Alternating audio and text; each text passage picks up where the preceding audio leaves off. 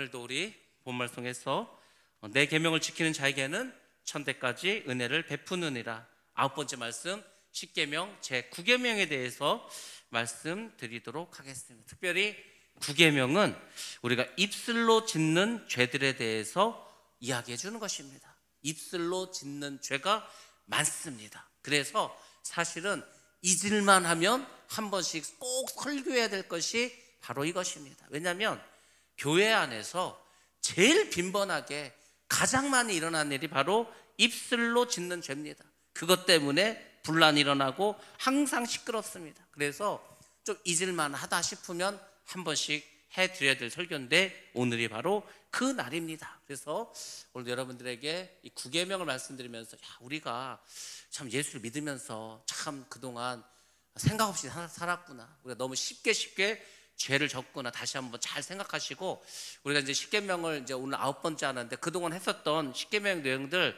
다 유튜브에 있으니까 여러분들 찾으셔서 다시 한 번씩 다 들어보시기 바랍니다. 왜냐하면 10계명은 최소한 하나님이 이 정도는 지키라는 겁니다. 너희가 천국 백성이라면, 너희가 천국에서 살려면 최소한 이 정도는 지키라는 거예요. 근데 우리가 그 의미를 잘 모릅니다.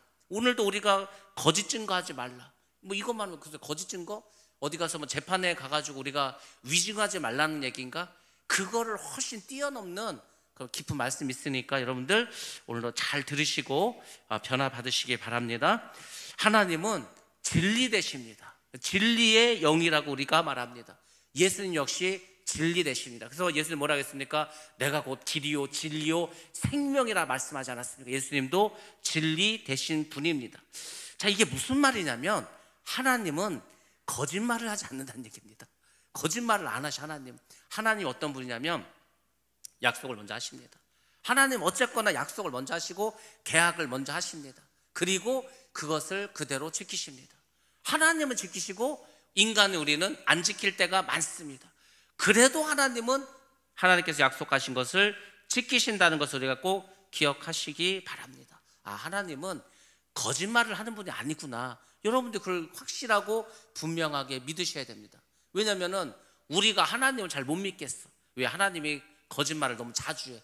그러면 우리의 믿음이 뿌리부터 흔들리지 않겠습니까? 하나님은 거짓말 절대 하지도 않고 하실 생각도 없으시고 하나님은 진리의 영이기 때문에 항상 거짓과는 상극이십니다. 그래서 하나님은 거짓말을 하지 않으시고 항상 우리에게 영생을 주시기를 원하시는 하나님이십니다. 그래서 성경은 그런 하나님을 이렇게 증거해주고 있습니다. 디도서 1장 2절 말씀입니다. 자, 먼저 봅니다. 시작. 영생의 소망을 위함이라. 이 영생은 거짓이 없으신 하나님이 영원 전부터 약속하신 것인데. 아멘. 아멘. 만약에 이 말씀을 우리가 분명히 믿지 못한다든지 하나님께서 이 말씀을 안 지킨다면 우리는 정말로 큰일 납니다. 왜냐하면 영생의 소망을 우리에게 주셨거든요. 너희들 이 세상에서 말씀을 순종하고 예수 그리스도를 구주로 믿으면 내가 너희들 영원히 천국에서 살게 해줄게. 이게 우리에게 주신 약속이지 않습니까? 근데 하나님께서 이 약속을 안 지켜. 이 말이 거짓말이었어. 그럼 우리 어떻게 합니까? 우리 완전 속아가지고 그냥 사기를, 인생을 통째로 다 사기당하는 거 아닙니까? 그러니까 여러분들이 이 말씀을 믿으셔야 돼. 하나님께서 영생을 주신다고 하셨다. 영생의 소망을 주셨다. 영원히 천국에 살게 해주신다고 분명하고 확실하게 약속하셨다. 근데 그 하나님은 진실하신 하나님이시고 진리이신 하나님이시다. 여러분들 그렇게 하나님을 믿어야 천국 가서 영원히 살 것도 믿을 거 아닙니까? 그래서 우리는 항상 하나님이, 또 우리 주님이, 성령 하나님이 진리의 영인 것을 여러분들 인정하고 사셔야 됩니다. 사도 바울 역시 우리가 온전한 신앙생활을 해야 한다고 말하면서 이렇게 우리에게 또 말씀해 주셨습니다. 요한 사도가 말했는데 요한일서 2장 21절 말씀을 한번 보겠습니다. 시작. 내가 너희에게 쓰는 것은 너희가 진리를 알지 못하기 때문이 아니라 알기 때문이요 또 모든 거짓은 진리에서 나지 않기 때문이라. 아멘. 하나님은 진리시라고 하셨죠. 그런데 우리가 또 진리를 알아. 왜? 하나님을 아니까. 근데 거짓은 진리에서 나오는 게 아니라는 겁니다. 하나님에게는 거짓이 없어. 근데 예수를 믿는 우리가 거짓말을 해. 그것은 우리가 하나님을 온전히 믿는 게 아니라는 겁니다. 진리이신 하나님은 이 거짓과는 절대 조화롭게 살아가실 수가 없습니다. 그래서 우리가 하나님은 항상 진리 되시고 거짓말을 하지 않으시고 신실하신 분이기 때문에 여러분들이 마음껏 정말 모든 것을 여러분들 걸고서라도 하나님을 믿어도 될 줄로 믿습니다. 이 믿음이 없으면 하나님 못 믿습니다. 그러니까 하나님을 절대적으로 믿으셔야 합니다. 자, 그래서 이제 하나님은 진리이신데 하나님에게 진리가 거짓이 없는데, 그러면 우리에게 언제부터 이 거짓이 들어왔을까? 인류 역사상 언제 거짓말이 처음에 시작됐을까? 그것은 우리가 성경을 통해서 알 수 있습니다. 바로 에덴 동산에서 시작이 되었습니다. 에덴 동산에서 우리가 잘 아는 것처럼 뱀이 하와를 찾아왔습니다. 그리고 이렇게 말을 합니다. 창세기 3장 4절 5절 말씀입니다. 시작. 뱀이 여자에게 이르되 너희가 결코 죽지 아니하리라.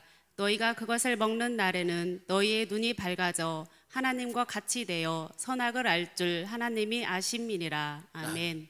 창세기 3장이면 하나님이 천지를 창조하시고 얼마 되지도 않았을 때입니다. 근데 뱀이 와서 이제 몇 가지 거짓말하는지 보시기 바랍니다. 첫 번째는 뭐냐면 너희가 결코 죽지 아니하리라.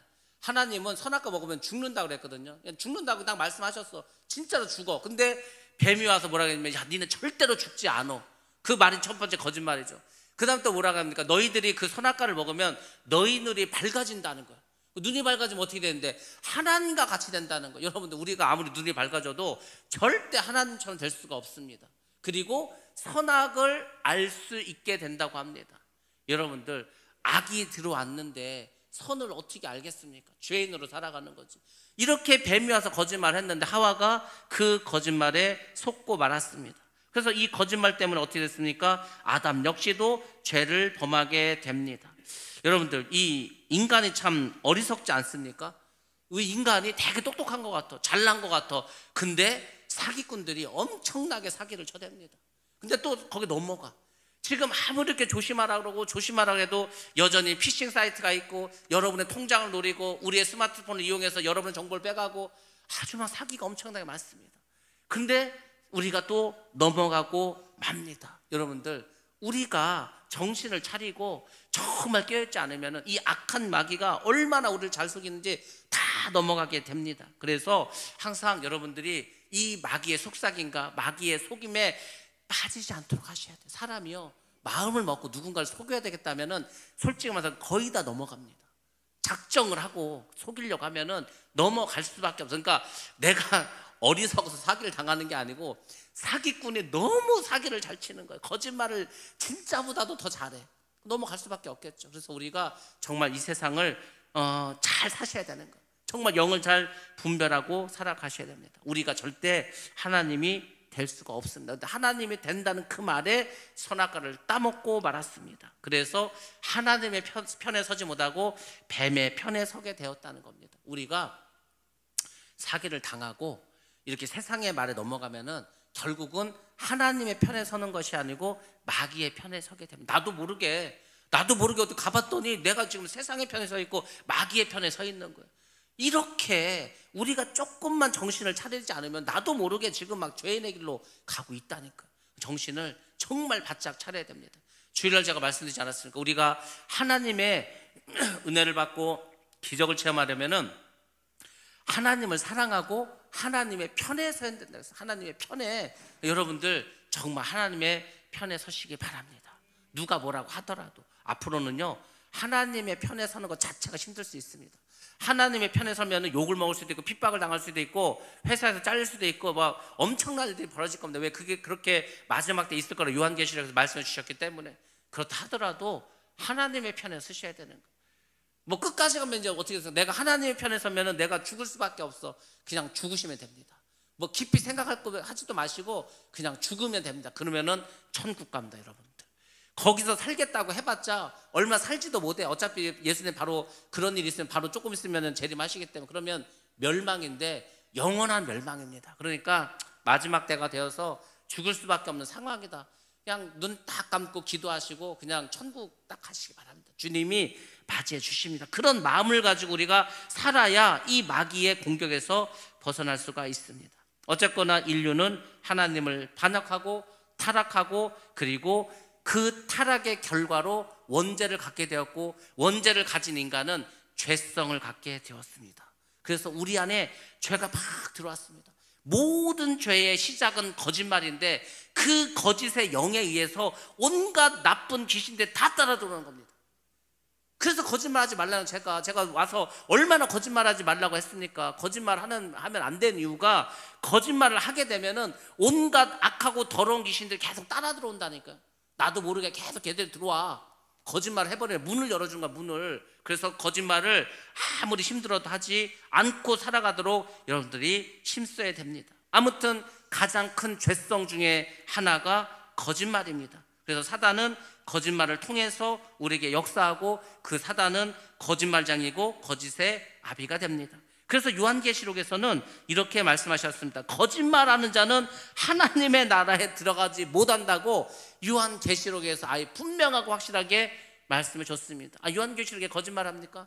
거짓말 안 합니다. 여러분들이 요한계시록을 믿는다면 그 요한계시록에서 거짓말하는 자마다 하나님의 나라에 들어가지 못한다, 이 말을 뼈로 믿으셔야 된다니까. 솔직히 거짓말을 왜 합니까? 거짓말을 하면 내 죄를 감출 수가 있어. 거짓말을 하면 내가 손해를 안 볼 수 있어. 거짓말을 하면 나에게 유익이 될 수 있어. 근데 하나님 그거 원하지 않습니다. 기뻐하지도 않습니다. 하나님 우리에게 정직하게 살아가길 원합니다. 그것을 하나님이 기뻐하십니다. 내가 거짓말 안 하고 정직하게 살아서 조금 손해보고 조금 남보다 못 살고 그게 얼마나 떳떳하고 그렇지 않습니까? 거짓말하면 다 마음이 불안해. 뭐 양심에 이제 털난 사람들 그나마 이제 불안하지도 않겠죠. 근데 우리는요, 그래도 양심이 있기 때문에 거짓말하면 불안하지 않습니까? 죄를 지으면 불안하지 않습니까? 그러니까 애시당초 처음부터 그냥 내가 손해보자. 그러니까 아예 마음을 편히 가지셔. 그냥 내가 손해보고, 야 무조건 내가 손해보자. 그렇게 사셔도요 그렇게 크게 손해 안 봅니다. 왜? 하나님이 계속 그 사람의 복을 주십니다. 아주 그냥 모아놨다가 이자에 이자까지 해서 복을 주셔가지고 그동안 손해났던 거 정직하게 살아서 손해났던 거 한꺼번에 다 갚아주십니다. 이 세상에서 못 받으시면 천국에서 보화가 뭐 훨씬 더 쌓입니다. 여러분들 우리는 믿음으로 살아야 됩니다. 믿는 자는 믿는 자로서의 신앙의 자태가 있어야 된다고 하지 않습니까? 자태? 그렇지 않습니까? 하늘나라 백성이라면서, 하나님의 아들이라면서, 하나님의 자녀라고 하면서, 그러면 하나님의 이름에 먹칠하지 않게 우리가 살아야 되지 않겠습니까? 하나님의 이름을 망령되이 일컫지 말라고 할 때 제가 말씀드렸죠. 내가 잘못을 하면 부모님 욕을 먹는 것처럼 예수를 믿는 우리가 똑바로 살아가지 못하면 주님이 욕을 먹고 하나님이 욕을 먹는다. 여러분들이 기억하시기 바랍니다. 예, 오늘 이제 9계명에 대해서 이제 더 자세히 말씀드리도록 하겠습니다. 거짓 증거하지 말라. 증거란 말은 법정인 용어입니다. 법정에서 거짓말을 하면은 그 이웃은 내 거짓말에 의해서 큰 어려움을 겪을 수가 있습니다. 그래서 성경은 법정에서 거짓말을 해갖고 다른 사람에게 피해를 주지 말라, 거짓 증언하지 말라, 그리고 위증하지 말라, 이렇게 말씀해 주고 있습니다. 왜 그러냐면 여러분 한번 생각해 보시기 바랍니다. 구약 시대에도 재판이 있었습니다. 신명기나 뭐 출애굽기나 뭐 보면은 뭐 재판에 대한 얘기 많이 나오지 않습니까? 광야에서 벌써 재판이 막 붙고하지 않았습니까? 그래서 뭐 천부장, 백부장 왜 세웠습니까? 맨날 아침부터 소송이 걸리니까 모세가 그거 해결해 주라고 시간 없으니까 그래서 이제 그 십부장도 세우고 뭐 백부장도 세우고 해가지고 재판을 다 나눠준 거 아닙니까? 그럼 광야 생활에서 이미 재판이 있었더라고요. 근데 가나안 땅에 들어왔습니다. 훨씬 더 재판이 많아지지 않겠습니까? 서로 이제 어떤 이권이 막 관련돼서. 그럼 여러분 생각해 보시기 바랍니다. 이 당시에 과학 수사를 할 수 있습니까? 뭐 CCTV가 있습니까? 지문을 채취할 수 있습니까? 혈흔을 가져다 분석해서 DNA 조사를 할 수 있습니까? 아무것도 못해. 근데 어떤 사건이 벌어졌어. 그러면은 판사는 무엇으로 죄인을 정죄할 수밖에 없습니까? 그 사건 현상을 누가 봤다는 거예요? 증인이 있으면 그 증인의 말을 듣고서 이제 판단합니다. 그러니까 이 당시에 증인은 굉장히 중요했습니다. 왜? 모든 재판의 가장 중요한 역할을 이 증인들이 했기 때문에. 그래서 이 당시에 모든 사람들은 재판정에서 증인을 설 때는 사회적인 공익에 직접적으로 다 관련이 되어 있습니다. 그래서 율법에도 뭐라고 했습니까? 어떤 사건을 판단할 때는 최소한 증인이 2-3명은 돼야 되는 거예요. 한 사람이 말하는 건 안 믿어줍니다. 뭐 한 사람이 얼마든지 거짓말할 수 있으니까. 그러니까 어떤 사건에 대해서 최소한 2-3사람 이상이 돼야지 그 사람들의 말을 틀어주는 겁니다. 그만큼 증언이 중요하고 거짓말하지 말라고 말해주고 있습니다. 왜냐하면 그 거짓 증인의 죄가 매우 크기 때문입니다. 이렇게 율법에서 정했는데도 불구하고 자기의 유익을 위해서 아니면은 내가 아는 사람의 편의를 위해서 그 사람이 재판에 이기게 해주기 위해서 거짓말을 했다. 근데 이게 나중에 발각이 됐어. 그러면 여러분들 요즘도 이제 그런 뭐 위증죄로 이제 걸려가지 않습니까? 근데 이 당시에는 거짓말을 그렇게 재판정에서 하면 어떻게 그 사람 벌어졌는지 아십니까? 그 사건이 만약에 살인 사건에 관한 거였어. 내가 저 사람을 죽이는 걸 봤다고. 근데 거짓말이었어. 그게 걸렸어. 그러면은요, 내가 죽습니다. 살인죄를 내가 뒤집어 쓰는 거예요. 누가 도둑질을 했어. 내가 저 사람 도둑질한 거 봤다고. 그게 거짓말이었어. 그러면은 내가 도둑질한 도둑놈이 되는 거예요. 그래서 모든 배상을 내가 다 해줘야 됩니다. 그러니까 이게 함부로 거짓말을 할 수 없도록 그렇게 하나님께서 해주셨다는 것을 여러분들이 보셔야 합니다. 그만큼 하나님이 이것을 중요하게 여겼다는 겁니다. 자, 근데 이렇게 이 거짓말 하지 말고 거짓 증언하지 말라고 했는데, 그러면 성경에서 가장 무서운 거짓 증언은 무엇이 있을까? 도대체 뭐 그렇지 않습니까? 거짓말도 그 좀 정도가 있을 거 아니에요? 심한 거짓말, 악한 거짓말 있을 거 아닙니까? 성경에서 말하는 가장 큰 거짓말이 뭘까? 정말 이 정도 거짓말은 그냥 무조건 지옥행이다 싶은 거 있지 않겠습니까? 절대로 여러분이 거짓말하지 말아야 되겠지만, 혹시라도 거짓말을 했는데 최소한 이것은 거짓말하지 말아야 될 것이 있습니다. 왜냐하면 이거는 용서받을 길이 없습니다. 거의. 그래서 큰 죄로 성경에서 말씀해주고 있는데, 그럼 과연 그게 무슨 죄일까? 바로 하나님의 증거를 왜곡하는 겁니다. 하나님이라는 분을 왜곡하는 것, 쉽게 말해서 복음이나 영생을 막아버리는 겁니다. 하나님께서 우리에게 하신 말씀이 있고 예수님께서 우리에게 말씀을 하셨어. 우리 성경을 통해서 우리가 알고 있지 않습니까? 근데 그것을 왜곡돼서 전하는 거예요. 그 대표적인 케이스가 누굽니까? 이단들이지 않습니까? 이단이 뭡니까? 자기가 메시아라는 거예요. 자기가 성령이라는 거야. 아니, 성경에서 그렇게 말해줬습니까? 성경을 왜곡하는 거 아닙니까? 그러니까 하나님의 말씀을 왜곡하고 복음을 왜곡하는 그것은 거짓말 중에서도 가장 큰 거짓말, 아주 영생을 가로막는 그런 거짓말로 규정하고 절대로 이런 거짓말을 못하게 말씀해 줬습니다. 자, 우리 또 말씀 한번 보겠습니다. 요한일서 5장 9절부터 10절 말씀 보겠습니다. 시작. 만일 우리가 사람들의 증언을 받을진대 하나님의 증거는 더욱 크도다. 하나님의 증거는 이것이니 그의 아들에 대하여 증언하신 것이니라. 하나님의 아들을 믿는 자는 자기 안에 증거가 있고 하나님을 믿지 아니하는 자는 하나님을 거짓말하는 자로 만드나니, 이는 하나님께서 그 아들에 대하여 증언하신 증거를 믿지 아니하였음이라. 아멘. 우리가 그 요한복음을 영어 성경 했을 때 예수님이 계속 하신 말씀 뭐냐면, 나를 보내신 분, 나에 대해서 증언하신 분에서 계속 하나님을 소개하십니다. 왜 그런지 아십니까? 하나님께서 구약 성경에서 메시아가 올 거다, 너희를 위해서 죽을 거라고 계속 예언해 주지 않았습니까? 근데 그렇게 하나님이 하신 말씀을 누군가가 왜곡을 한다든지, 그러면 그 사람은 엄청난 진리를 왜곡하는 죄를 짓습니다.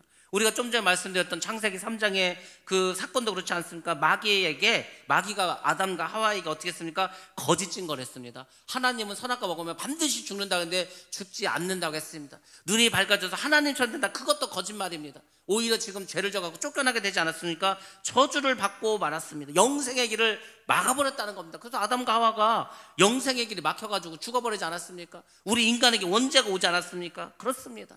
그러면 오늘날은 그러면 어떤 것인가? 오늘날 진리를 왜곡하는 게 뭡니까? 가장 대표적인 것 중에 하나가 모든 종교에 구원이 있다. 종교다원주의죠. 종교다원주의. 그래서 종교를 통합하지 않습니까? 여러분, 우리 생각보다 굉장히 가까이 와 있습니다. 이미 기독교를 제외하고는 거의 다 통합했습니다. 제가 그랬잖아요. 절하고 그 다음에 성당하고는 이미 교류가 많이 있습니다. 계속 막 서로 교류하고요, 서로 막 이렇게 하여튼 뭐 여러 가지 일도 같이 하고 막 합니다. 그렇게 됐다니까요. 그러니까 예수를 믿지 않아도 다른 종교를 믿어도 하나님께 갈 수 있다는 거예요. 그거는요 엄청난 거짓말이에요. 선악과와 같은 거짓말이에요. 반드시 멸망당한다는 겁니다. 종교다원주의가 있고 또 진화론이라는 게 있습니다. 하나님께서 천지를 창조하셨다 성경에서 말해주는데, 진화론자들은 그것이 아니라 이게 어떻게 우연히 생명체가 이제 뭐 아미노산이 합쳐져 갖고 단백질이 되고 그 단백질이 단세포가 되고, 그게 어떻게 또 우연히 그냥 다세포가 돼 가지고 뭐 그래서 이제 진화했다는 거 아닙니까? 인간은 이제 원숭이에서 진화되고, 다 거짓말입니다. 진화론이라는 것 자체가 이 세상에 나오면서부터 하나님에 대한 권위가 무너지기 시작하면서 유럽에서 믿음이 막 떠나가기 시작되었습니다. 뉴에이지 운동이라는 것이 있습니다. 뉴에이지. 그래서 어떤 음악이나 문화 이런 걸 통해서 귀신을 섬기는 거에는 귀신을 결국은 하나님을 섬기는 게 아니고 귀신을 섬기는 그런 문화로 가고 있습니다. 동성애는 죄가 아니다. 이런 것들이 전부 다 모든 진리를 거짓으로 왜곡하는 겁니다.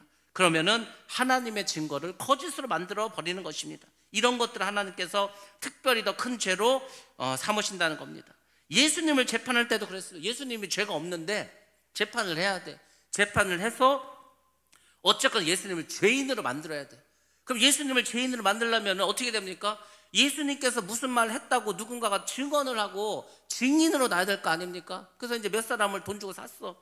그래서 말합니다. 나는 저 예수라는 사람이 자기가 하나님의 아들이라는 것, 그렇게 말한 걸 들었다는 거예요. 예수님도 그렇게 말했죠. 나는 하나님의 아들이라고. 근데 그게 신성모독이 된 거예요. 그래서 예수님이 재판할 때에도 그런 거짓 증인들이 나와서 예수님이 죄가 있다고 그렇게 말했습니다. 스데반 집사도 마찬가지입니다. 스데반 집사를 죽일 때도 이 공회원들이 사람을 매수했습니다. 그리고 뭐라고 말했냐면 스데반이 모세와 하나님을 모독하는 말을 들었다는 거예요. 하나님을 모독하는 죄는 어떻게 죽이냐면은 저기 성 밖에 나가서 돌로 쳐 죽입니다. 그래서 스데반을 돌로 쳐 죽인 겁니다. 엄청나게 큰 죄를 했다는 거예요 지금. 근데 스데반 그런 적이 없어. 근데 증인이 나와가지고 저 이렇게 얘기한 걸 들었다. 그래서 스데반 집사가 그냥 죽임을 당하지 않았습니까?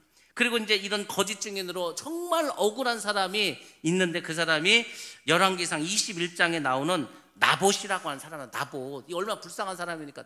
나봇이 어디 살았냐면 그 당시에 이제 북왕국 이스라엘 왕이 있지 않았습니까? 아합 왕이 있었어. 근데 아합 왕이 자기 궁궐 옆에 포도밭이 있는데 야 저거 저 포도밭을 사가지고 저기다 정원을 꾸미고 밭을 만들면 참 좋겠다 이 생각을 했어. 그래서 나봇을 부릅니다. 그래서 나봇이 야 내가 너 저 포도밭을 좀 사고 싶은데 뭐 돈으로 줄까 아니면 뭐 다른 데 땅을 줄까 그러니까 좀 나한테 팔으라고 이렇게 얘기했습니다. 근데 나봇이 뭐라고 했냐면은 나는 하나님의 법을 어길 수가 없다는 거예요. 그 당시 하나님의 법이 뭐냐면 조상에게 물려받은 땅을 함부로 팔 수가 없습니다. 그래서 왕이라고 해도 못 판다는 거예요. 그러니까 아합 왕도 그 정도는 알고 있어. 그래서 야 이거 저 사고 싶은데 막 못 사가지고 그냥 들이 누웠습니다. 밥도 먹지 않고. 그런데 막 들어 누우니까 부인이 왔어. 부인이 왔습니다. 이세벨이 와서 왜 그러냐고 그러니까 얘기를 하는 거예요. 내가 저걸 사고 싶은데 저거 안 판다고 하고 어떻게 하면 좋겠냐고 막 얘기를 하는 거예요. 그래서 이제 이세벨이 어떻게 해서 일을 꾸몄죠. 편지를 썼습니다. 그 나봇이 사는 지역의 장로들과 그리고 거기 있는 귀족들의 편지를 했습니다. 그래서 이제 뭐라고 시켰냐면 저 나봇이 왕과 하나님을 욕을 했다는 거예요.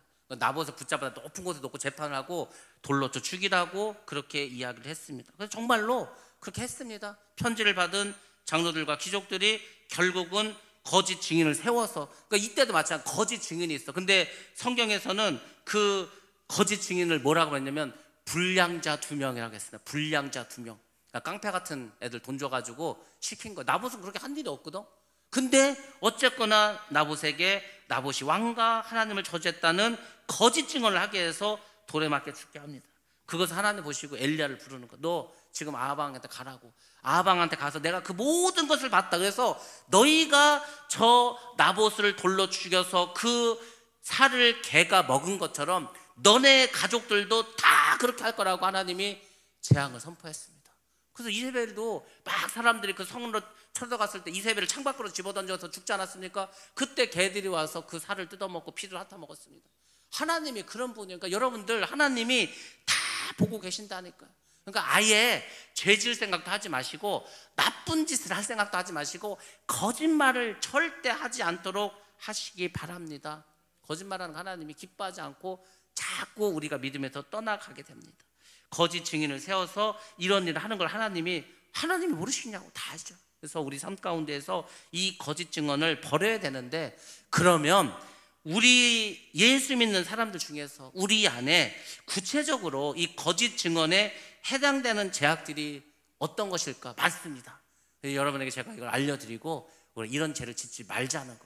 뭐 누구를 들으라고 하는 얘기가 아니고 우리 모두가 그래서 저도 그렇기 때문에 우리가 제가 그랬잖아요. 잊을만 하면 우리가 이 설교를 들어야 된다고. 말에 대해서 굉장히 중요한 겁니다. 여러분들 잘 들으시기 바랍니다.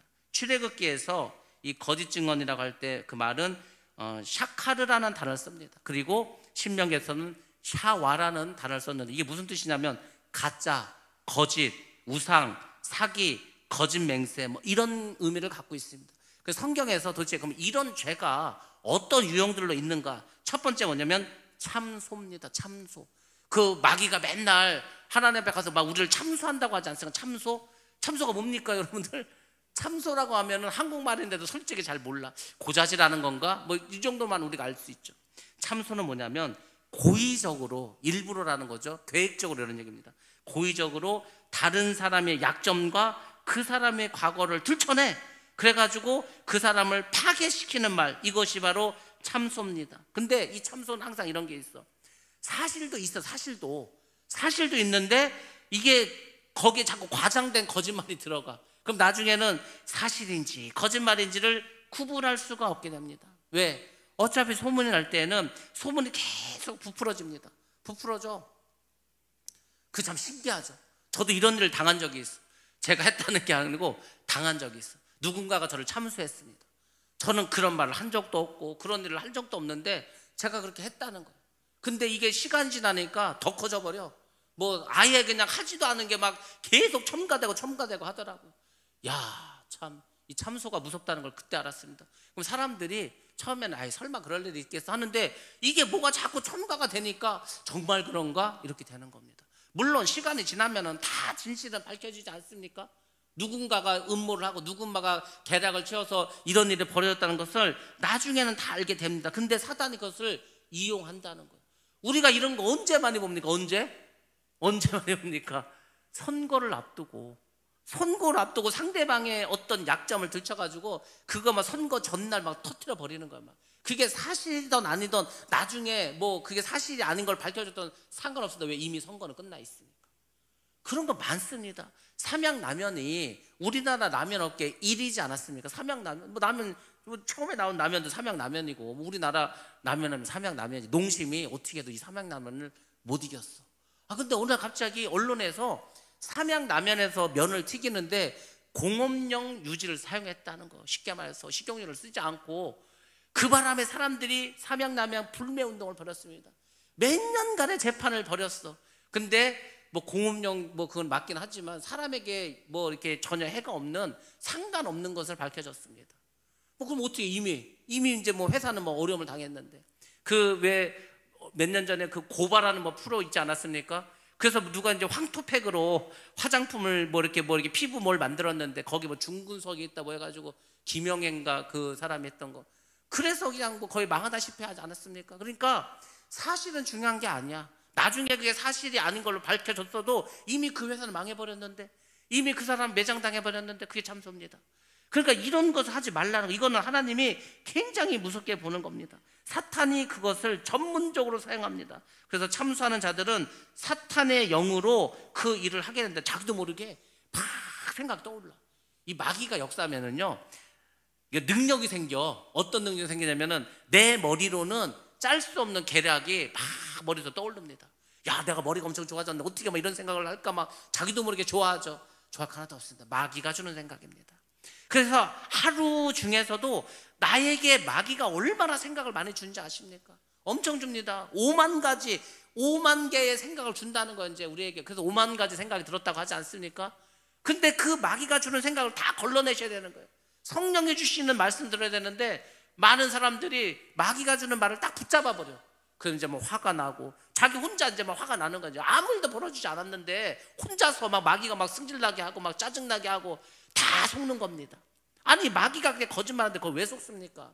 절대 그런 일도 없었고 그런 어떤 사건이 벌어지지 않았습니다. 그러니까 여러분들이 쓸데없이 마귀의 말에 속아서 막 분을 내고 하지 마시고 여러분들 항상 믿음으로 사시고 성령께서 주시는 음성만 들으시기 바랍니다. 마지막 때 하나님께서 이렇게 참소하는 자들 어떻게 하는가? 요한계시록 12장 10절 말씀 한번 보시기 바랍니다. 요한계시록 12장 10절 시작. 내가 또 들으니 하늘에 큰 음성이 있어 이르되 이제 우리 하나님의 구원과 능력과 나라와 또 그의 그리스도의 권세가 나타났으니 우리 형제들을 참소하던 자 곧 우리 하나님 앞에서 밤낮 참소하던 자가 쫓겨났고 아멘. 하나님의 구원, 하나님의 능력, 하나님의 나라, 그의 그리스도의 권세가 나타났어. 그리스도가 누구냐면요, 부활하셔서 하늘로 승천하셔서 하나님의 우편에 계신 분이 그리스도입니다. 예수 그리스도 할 때 그 그리스도, 이분께서 오신다는 것은 재림하신다는 겁니다. 심판하러. 그래서 그 그리스도께서 재림하시면은 우리를 참수하고 했던 마귀들은요 다 쫓겨나면 어디 가는 줄 아십니까? 지옥불로 들어가는 겁니다. 유황불로 들어가는 겁니다. 불못으로 들어가는 겁니다. 그래서 이 참소하는 마귀에게 쓰임받지 않도록 여러분들이 하셔야 합니다. 근데 자꾸 세상이 어떻게 됩니까? 이러한 죄가 관영해집니다. 참소는 정신적인 폭력입니다. 자신을 속이고 이웃을 속이고 하나님을 속이고 다른 사람에게 상처를 주고 그렇게 되는 겁니다. 그래서 우리가 비방하는 거, 험담하는 거, 흉보는 거, 이게 전부 다 참소에 사실 들어가는 겁니다. 그래서 예수를 믿는 사람이라면, 우리가 그리스도인이라면 이런 것을 하지 말아야 됩니다. 그냥 기도만 하셔. 그러니까 제일 좋은 거, 예수 믿는 우리는 그냥 먼 날을 듣고 하면은 그냥 기도하자고, 하나님 아신다고, 그렇게 해서 여러분들이 그것을 이기셔야 한다는 겁니다. 세상이 악해질수록 참소는 더 심해집니다. 그래서 아이들끼리도 학교에서 싸울 때 보면은 이 참소의 역사한 거를 많이 보게 됩니다. 애들이 뭐 압니까? 애들은 별 생각 없이 막 말을 해. 별 생각 없이 누구를 왕따시키고 별 생각 없이 막 누구를 괴롭혀. 근데 이게 문제가 되면은요 이제 재판까지 갑니다. 막 재판정에 뭐 경찰서도 뭐 끌려가야 됩니다. 근데 막 이게 참소할 때 보면은요 서로 이제 내가 잘못을 감추고 저 아이가 죄가 있다는 것을 해야 되니까 이제 참소가 이제 여기저기서 막 드러나고 난리가 납니다. 어릴 때부터 애들이 이걸 배우는 거, 참소하는 거. 왜? 내가 여기서 당하면 내가 감옥 가게 된다, 내가 불이익을 당하게 된다, 내가 전학을 가게 된다, 나에게 빨간 딱지가 붙는다. 그러니까 상대방을 어떻게 죽여다가 사는 거예요. 그래서 오늘날 세상이 거의 다 그렇게 되면서 애들도 그렇고 정치하는 사람도 그렇고 다 그렇게 세상에 가는 겁니다. 정도 없어지고 이해하는 것도 없어지고 사랑도 없어지고 매정해지고 자꾸 그렇게 되는 겁니다. 왜? 세상이 그렇게 가는 거야. 야, 요즘 세상에 야, 나 그 거짓말하는 거 어떻게 사냐고. 믿지 않는 사람은 요즘 같은 세상에 거짓말하고 살아도 상관없습니다. 예수를 믿는 사람은 그렇게 살지 말라는 겁니다. 또 앞으로 이제 어떤 일이 벌어지냐면 이단들이 교회를 고소합니다. 종교의 자유가 있고 자기들은 진리라고 믿는데 왜 우리를 이단이라 규정하고 우리를 욕하냐 이거야. 그거 가지고요 이단들은 그 법적으로 막 변호사들 다 선임해가지고요 자료를 다 모았다가 한꺼번에 고소해버립니다.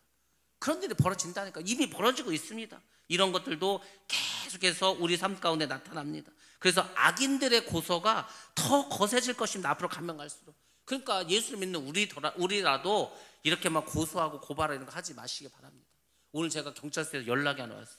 뭐냐면은 저희 딸이 추석 연휴 때 추석 전날 전주에서 오려고 하는데 전주역에서 터미널 내리려고 하는데 갑자기 차가 껴들어가지고 급정거를 했어. 그 바람에 어떻게든 넘어져가지고 떼굴떼굴 굴러가지고 하여튼 많이 다쳤습니다. 근데 이게 뭐 연휴가 들어갔으니까 사고 처리도 안 해주고 병원도 가니까 별로 검사도 잘 안 해주고 입원도 못하고 막 그랬어.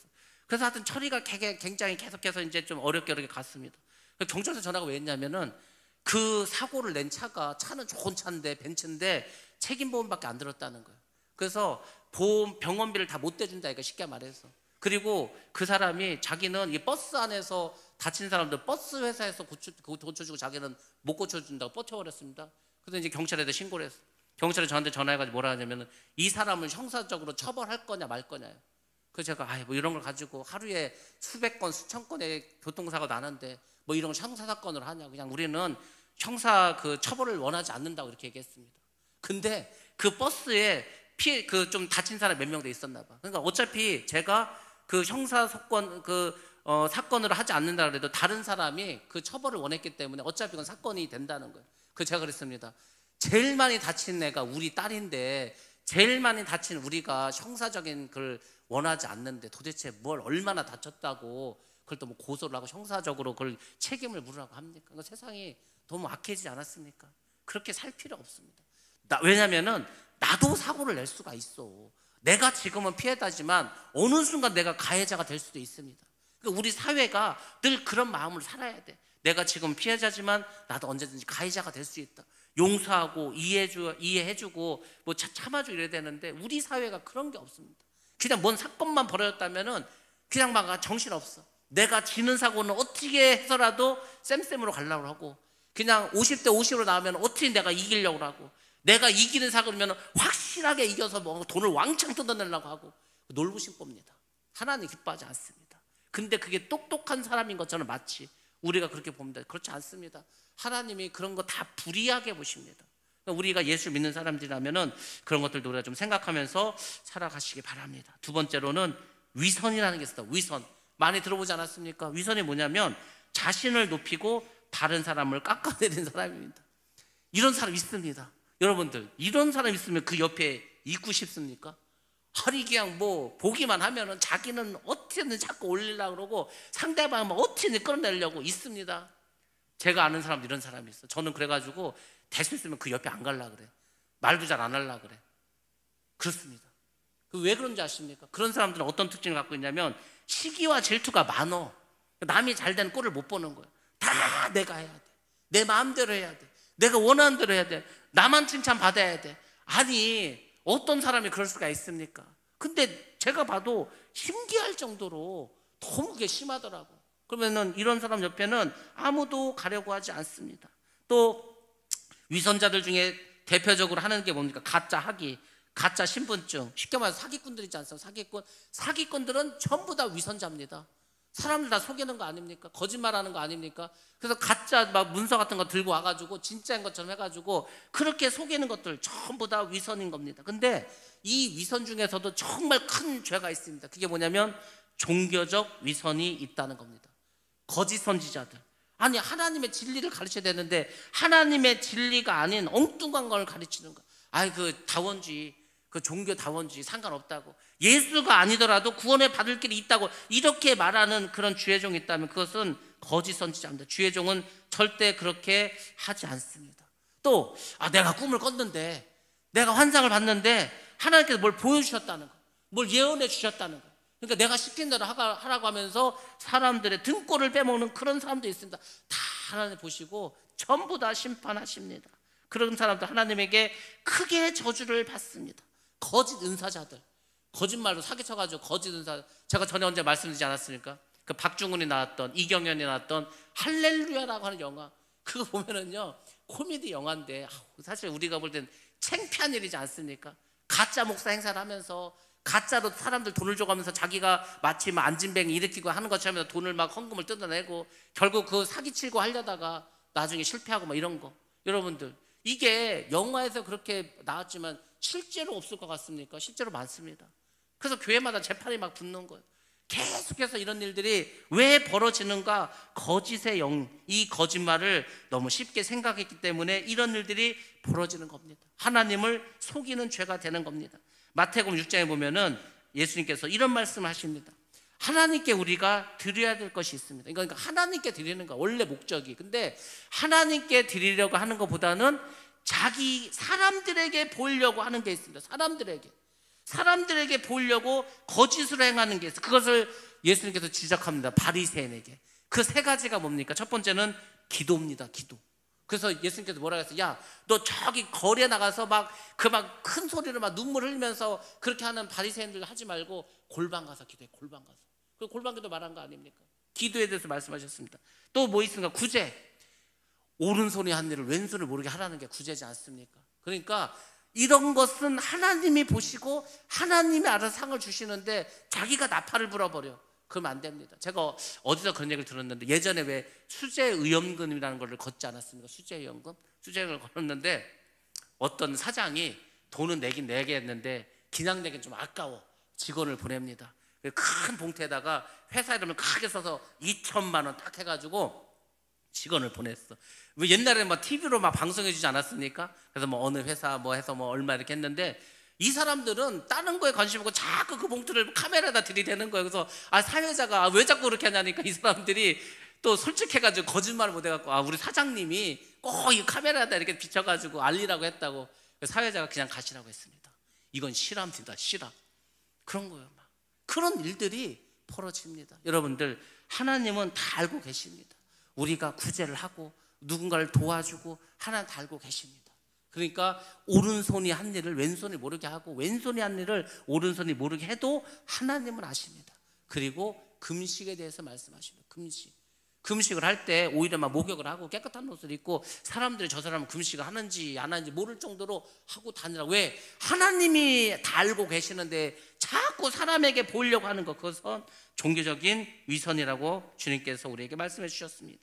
거짓 신앙, 위선, 이런 것들 다 하나님이 아시고 벌 주십니다. 대표적인 사람이 아나니아와 삽비라지 않습니까? 다 팔아서 바쳤다고 했는데 다 팔아서 바친 게 아니고 절반만 바쳤습니다. 그것이 위선입니다. 세 번째로 아첨이라는 게 있습니다.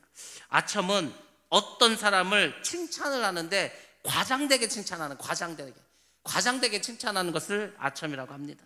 간교한 거짓 증언입니다. 그 안에는 신실함이 없습니다.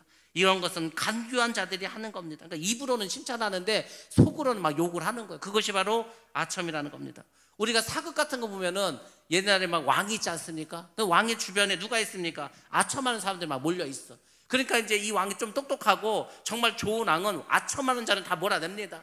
그리고 충신들을 가까이 둡니다. 충신들은 쓴소리도 하죠. 그렇지만 그것을 다 받아줍니다. 그것이 정말 좋은 왕이죠. 근데 그렇지 않은 왕들은 아첨하는 자들의 말을 막 듣고 그 사람들이 시키는 대로 합니다. 그 아첨하는 자들이 다 나중에 반역을 일으킵니다. 그리고 불의한 왕과 재판관 주변에서 아첨을 좋아하는 사람은 하나님도 그들에게 벌을 줍니다. 자, 시편 말씀 한번 보겠습니다. 시편 5편 9절 말씀 같이 보겠습니다. 시작. 그들의 입에 신실함이 없고 그들의 심중이 심히 약하며 그들의 목구멍은 열린 무덤 같고 그들의 혀로는 아첨 하나이다. 아멘. 이렇게 되는 거예요. 이렇게 되면 하나님 이런 사람들 다 불의한 자로 보시고 하나님의 나라에 들어가지 못하게 하십니다. 그럼 오늘날 종교적으로 볼 때 큰 아첨의 죄가 뭘까? 이거는 여러분이 아니라 주의 종들이 짓는 게 훨씬 더 많습니다. 주의 종들이 도대체 뭘 아첨을 할까? 여러분들, 이 강대상에서는 사람의 말을 하는 것도 아니고 사람들이 듣기 좋은 말을 하는 것도 아니고 하나님의 말씀을 전해야 됩니다. 그 하나님의 말씀이 너무 아파, 너무 괴로워, 죄에 대해서 너무 신랄하게 비난을 해. 그래도 전해야 됩니다. 근데 오늘날 많은 강대상에서 죄에 대해서 말을 하지 않는 거예요. 죄에 대해서 말하지 않으면 사람들이 죄에 대해 생각을 하겠습니까? 오늘 제가 잊을만 할 때 이렇게 또 말에 대한 이야기를 해야 여러분들이 내가 정말 말 조심해야 되겠다 이 생각하지 않겠습니까? 근데 이런 말 안 해. 좋은 말만 해. 좋은 말만 다 복받으라고 하고 좋은 일만 있을 거라고 하고. 그렇지 않습니다. 좋은 일만 있는 게 아니고 갈수록 힘들어집니다, 우리. 그러니까 이런 것도 전부 다 아첨하는 겁니다. 그러면은 어떻게 되는지 아십니까? 죄에 대해서 사람들이 지적하지 않으면은 결국은 죄를 져도 죄를 회개하지 못합니다. 그럼 지옥 가겠죠. 그럼 누가 그 책망받는지 아십니까? 다 주의 종에게 하나님께서 책임을 물으십니다. 이것도 아첨한 종류라는 겁니다. 바로 거짓 선지자들이 하는 이 모든 것들. 그래서 우리가 말은, 하나님의 말씀은 아무리 내가 아프고 힘들어도 다 들으셔야 됩니다. 그것이 나를 살리는 겁니다. 여러분, 내가 병에 걸렸어, 암에 걸렸어. 그럼 잘라내야 될 거 아닙니까? 수술할 때 안 아픕니까? 아프죠. 수술하는 아픔이 있지만 내가 살기 위해서는 수술을 받아야 되지 않겠습니까? 근데 뭐 몸은 완전히 막 문둥병에 걸리고 암에 걸려서 다 죽어가는데 괜찮다고, 건강하다고, 오래 살 거라고 말하면 뭡니까? 어차피 죽어버릴 건데. 그렇게 하는 것이 전부 다 영적인 아첨이라는 겁니다. 자, 이렇게 해서 우리가 거짓 증거에 대해서 참소하는 거, 위선하는 거, 아첨하는 것에서 말씀을 드렸는데, 그러면 우리가 어떻게 해야지 이 9계명을 잘 지킬 수가 있겠습니까? 어쨌거나 10계명을 우리는 잘 지켜야 되지 않겠습니까? 첫 번째로는 진리를 증거하면 됩니다. 그러니까 거짓말을 안 하고 진리의 말씀만 계속 전하면 된다는 겁니다. 여러분들, 그러려면은 여러분들이 거듭나야 합니다. 예수를 믿지도 않고 믿음도 없는 사람이 나아가서 그 거듭나고 진리를 증언하고 하겠습니까? 계속 사탄의 소리를 듣는데. 그래서 우리가 진리를 증거하려면은 여러분들이 회개하셔야 됩니다. 중생하셔야 됩니다. 거듭나셔야 합니다. 그러면 모든 거짓 증거를 버리게 됩니다. 왜냐하면 내가 너무 부끄러운 거예요. 내가 거듭났어. 내가 정말 이제 새로운 새 사람이 되었어. 근데 옛날처럼 거짓말을 하려니까 내가 너무 참 한심스럽고 내가 나를 봐도 정말 나쁜 사람이야. 거짓말 못합니다. 부끄러워서 못합니다. 그렇게 돼야 되는 거예요. 그렇게 아직 믿음이 없고 거듭나지 못한 사람은 죄를 짓고 거짓말하고 자기가 뭐 100원이라도 이득이 막 그걸 좋아합니다. 근데 우리가 그렇습니까? 여러분, 만약에 어딜 갔는데 무인 판매대, 아무도 보는 사람이 없어. 이게 하나에 10,000원이야. 그럼 여러분들 그거를 10,000원을 그냥 내고 갖고 옵니까? 그냥 갖고 옵니까? 만약 믿음이 없는 사람이 야 이게 웬 떡이냐, 주인도 없고 막 다 가져갈 겁니다. 근데 그렇지 않은 사람은 뭐 주인이 있든 없든 10,000원에 10,000원 놓고 오지 않겠습니까? 떳떳하게 사셔야죠. 그래서 우리는 항상 진리를 증거한다. 그러니까 제가 그랬잖아요. 말은 안 하는 게 제일 좋고, 두 번째 할 거면은 좋은 말만 하라고. 그 좋은 말이 뭐라고 했습니까? 성경에 있는 말씀만 하시면 돼요. 성경에 있는 말씀. 아, 성경에서 하나님 이렇게 말씀하셨다. 성경에 있는 말씀하면은요 절대 여러분 죄질 일이 없습니다. 성경을 많이 보시고 그 사람이 무슨 말을 하면은 성경에서 그 사람에게 합당한 말을 찾아서 알려주시면 되는 거예요. 그러니까 여러분들 성경을 많이 아셔야 되겠죠. 그 정도 되려면은. 그러면 늘 여러분들 진리만 말할 수가 있게 됩니다. 두 번째는 말하기 전에 먼저 생각하는 훈련을 해야 됩니다. 이건 특별히 훈련이라는 말을 드리지 않았습니까? 여러분들이 훈련을 받으셔야 됩니다. 왜냐하면 우리는 정말 아무 생각 없이 말을 하게 됩니다. 근데 그게 상대방에게 큰 상처와 아픔과 불신을 줄 수 있습니다. 그게 제일 무서운 게 뭐냐면, 농담이 말 그대로 그냥 농담으로 넘어가야 되는데, 아 이게 농담이 그 안에 뼈가 있었어, 가시가 있었어. 근데 이 농담으로 넘어가지 못해. 그러면 큰 문제가 됩니다.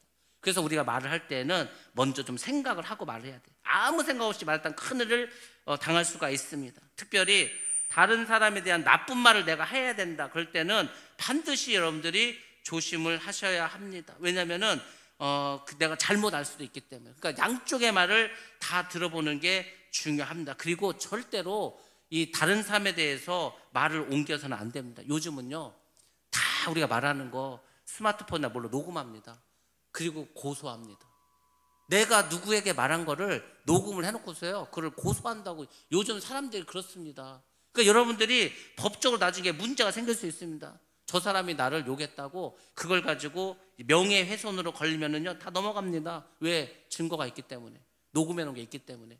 굉장히 많습니다. 내가 인터넷에다가 말이고 뭘 올렸어, 그것까지 다 찾아내가지고 고소합니다. 그런 세상이에요. 그러니까 여러분들 다른 사람에 대해서 절대 나쁜 말을 하면 안 됩니다. 그러면 그것이 나중에 여러분들에게 발목을 잡게 합니다. 그래서 여러분들 이걸 훈련하실 때 이렇게 질문하시기 바랍니다. 첫 번째로는 이 이야기가 사실인가? 그나마도 사실도 아닌 것을 했다. 이거는요 뭐 거짓 정보까지 해가지고요 뭐 엄청 죄가 커집니다. 왜? 있지도 않은 것을 있는 것처럼 하는데 무고죄가 돼버리는 거예요. 무고죄가 명예훼손에 무고죄 장난하는데 벌금도 엄청 셉니다. 잘못하면 감옥 가야 됩니다. 굉장히 큽니다. 그 사람이 합의 안 봐주면 감옥 가야 됩니다. 이것도 굉장히 큰 재량을 기억하시고, 두 번째로는 이 이야기는 남에게 해도 좋은 것인가? 사실이야, 맞는 말이야. 근데 내가 이거를 굳이 다른 사람에게 할 필요가 있을까? 이것을 여러분들 한번 생각해 보셔야 합니다. 그리고 남에게 이 말을 해도 좋은 것인가? 이 세 가지를 꼭 기억하시기 바랍니다. 이 이야기는 사실인가? 이 이야기는 남에게 해도 좋은 것인가? 이 이야기를 꼭 남에게 해야만 하는가를 생각하시기 바랍니다. 안 그러면은요 이상하게 꼴 수 있습니다. 교회 안에 제가 전에도 말씀드리지 않았습니까? 이단 세미나 하면서 교회 안에 이단대 들어와서 잘 섬긴단다. 잘 섬겨, 신앙생활 잘해, 사람들한테 잘해. 그러다 슬그머니 아 이 교회는 좀 뭐가 이상한 것 같아. 이 교회는 뭐 목사님도 이상하고 장로님도 이상하고 권사님도 이상하고 성도들도 이상하고 뭐 교회가 왜 이래 어쩌면서 슬그머니 얘기를 해. 근데 그 말에 어떻게 됩니까? 넘어가는 사람이 이게 문제예요. 넘어갑니다. 그러니까 뭐 밭갈기고 뭐 제가 다 말씀드리지 않았습니까? 그렇게 해서 그 사람을 실족시켜 버립니다. 자기는 떠나버리고. 그게 뭐 마귀들의 아주 고전적인 작전입니다. 아니면 그냥 자기네로 데려가 버리던지. 여러분들이 그런 거 넘어가지 않도록 해야 합니다. 그 다음에 중요한 팁을 하나 여러분들에게 알려드리겠습니다. 이게 뭐냐면 이겁니다. 누가 이제 나에 대해서 중상모략을 하는 거예요. 내가 다른 사람을 욕하고 다른 사람을 비난하는 게 아니라 나에 대해서 누가 중상모략을 해. 그때 여러분이 막 화를 내고 대항하고 싸우면은요 일이 더 커집니다. 아니 땐 굴뚝에 뭐 연기 나랴, 저 뭐가 있으니까 저렇게 난리를 피겠지, 이렇게 돼버리는 거야. 뭐 나는 억울해 죽겠는데. 그럴 때는 여러분들 이렇게 하시기 바랍니다. 아무 말도 하지 말고 반응도 하지 말고 기도를 하세요. 하나님께 알리시기 바랍니다. 기도를 하시기 바랍니다. 그리고 기다리시고 인내하시기 바랍니다. 그러면은 머지 않아서 진실이 밝혀지게 되고 거짓말한 사람이 와서 뭐 잘못을 빌던지 아무튼 그렇게 됩니다. 여러분들 예수님이 어떤 분입니까? 주님이시지 않습니까? 선하신 분이지 않습니까? 하나님의 어린 양이시지 않습니까? 예수님 당시에 예수님의 소문이 그 바리새인들에게 어떻게 난 줄 아십니까? 바리새인들 예수님을 뭐라고 한 줄 아십니까? 먹기나 좋아하고 포도주를 탐내는 자라고 했습니다. 그 성경 나오지 않습니까? 예수님을 그렇게 표현하는 거예요. 저자는 먹는 것을 좋아하고, 그러니까 죄인들하고도 먹고 세리하고도 먹고 창기하고도 먹는다고, 그리고 포도주를 탐한다고. 예수님 그랬습니까? 근데 그렇게 말을 하는 거야. 근데 예수님 거기서 반응했습니까? 반응 안 합니다. 왜? 어차피 거짓말인 거 알아. 자기를 중상모략하는 걸 알아. 그러니까 여러분들도 그런 거를 잘 좀 아셔야 됩니다. 그러면 시간만 지나면은 해결이 됩니다. 세 번째, 구계명을 잘 지키는 비결은 하나님을 사랑하고 하나님을 경외하고 하나님을 기쁘시게 하라는 마음을 늘 유지하시는 게 중요합니다. 그 마음을 가질 수는 있어. 근데 그런 마음을 갖고 얼마 못 가. 그러면 문제가 되고 계속해서 그 마음을 유지하셔야 되는 거예요. 신앙생활은 다른 게 아니고 은혜를 받지 않습니까? 이 은혜를 유지하는 게 중요한 거예요. 오늘 막 엄청 은혜 받고 막 하늘나라 갔다 왔다고 당장 내일 또 다른 일 생기고 또 욕하고 또 죄짓고 하면 되겠습니까? 그 마음을 유지하시기 바랍니다. 항상 하나님께 영광을 돌리기 위해서 내가 어떻게 하면 복음을 더 잘 전할 수 있을까? 어떻게 하면 정말 많은 사람 예수 믿을 수 있게 할까? 그런 것만 생각하시기 바랍니다.